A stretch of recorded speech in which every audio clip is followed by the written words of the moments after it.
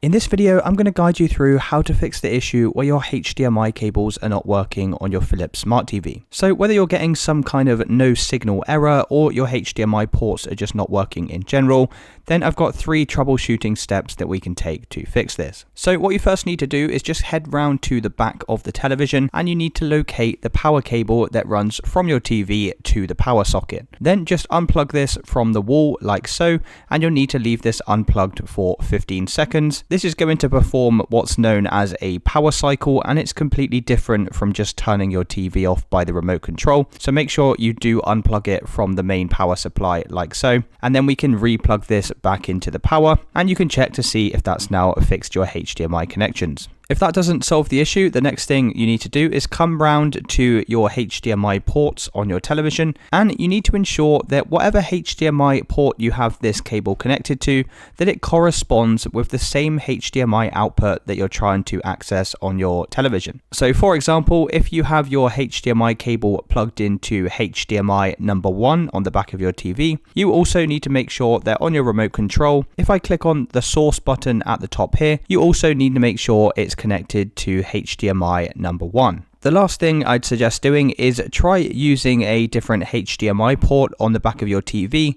So if you're currently connected to HDMI 1, then I'd recommend try changing this around and connecting to HDMI 2. And another thing you can try is actually replacing the HDMI cable itself. So if you do have another one of these lying around the house, maybe you've got another one connected to another television, then you can try replacing this and checking to see if that now fixes the issue. And that's it, guys. If you are still experiencing some kind of issue, then let me know in the comments and I'll try my best to help you. If this video did help you, then please consider dropping a like and subscribing.